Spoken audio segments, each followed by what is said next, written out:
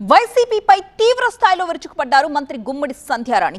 ఆ పార్టీకి అధికారం ఇచ్చి పొరపాటు జరిగిందని ప్రజలు తెలుసుకున్నారని అంటున్నారు. ఆమె హత్య రాజకీయాలను ప్రోత్సహిస్తున్నారని ఆగ్రహం వ్యక్తం చేశారు.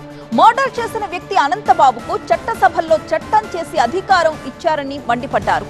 తన దగ్గర పనిచేసే డ్రైవర్ ని అనంతబాబు హత్య చేసి డెడ్ బాడీని డోర్ డెలివరీ చేశారన్నారు.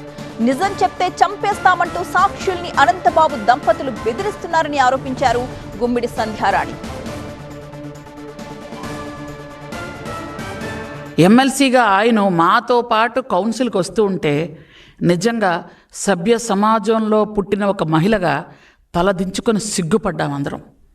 ఆయన వచ్చి ఆయన చట్టాలు చేస్తారా? ఆయన నీతులు చెప్తాడా? ఆయన అక్కడికి వచ్చి ధర్నాలు చేస్తాడా? ఆయన అక్కడికి వచ్చి ప్లకార్డులు పట్టుకుంటాడా? ఇది జగన్మోహన్ రెడ్డి చూస్తూ ఊరుకుంటాడంటే అంటే నీ తాలూకా ఉద్దేశం ఏంటి? ఎవరినైనా చంపు, ఎవరినైనా దోచుకో, ఎవరిని అలాగే దాచుకో, ఇదే మన తాలూకా సిద్ధాంతం, మనది గొడ్డల పార్టీ, మనం ఇలాగే ఉండాలని చెప్పటమా? ఇవేనా నీతులు చెప్పటం? ఎంత దారుణం అంటే కనీసం ఒక మనిషిని చంపి, ఇంకా ఏమిటి అంటే గత 5 సంవత్సరాలుగా సీసీ ఫుటేజీలు తీయలేదంట పాత పోలీసులు. అంటే పోలీసుల మీద ఎంత ప్రెషర్ ఉందో మీరు ఆలోచించండి. అదే పోలీసులు ఈరోజు 60 సీసీటీవీ ఫుటేజీలు తీసుకొచ్చి మన దగ్గర పెట్టారు. మరి అప్పుడు ఎందుకు తీయలేకపోయారు? అంటే వాళ్ళని ఎంత హింసించి ఉంటారు, వాళ్ళు ఎంత బాధ పెట్టి ఉంటారు. సీసీ ఫుటేజీలు తీసిన ఫుటేజీలు కూడా 2, 3 తీసి అవి చీకట్లో తీశారు. అంటే మనుషులను ఎలా గుర్తుపడతారు? ఒక మనిషిని తీసుకెళ్ళి చంపేసి నీకు ఎంత ధైర్యం ఉంటే తీసుకెళ్ళి మళ్ళీ డోర్ డెలివరీ చేస్తావు? అంటే అది బరితెకంపు కాదా? నిన్న లేదు మొన్న మీ బాబాయ్ హత్య కేసులో, అది హత్య కేసు కాదు, మర్చిపోయాం మనం, గుండెపోటు కదా. గుండెపోటు వచ్చింది వాళ్ళ బాబాయ్కి. ఆ గుండెలపోటు ఆ కూతురు వచ్చినంత వరకు అది గుండెపోటుగానే మార్చుకుంటూ వచ్చారు. గుండెపోటుగానే మనిషిని కుట్టేశారు.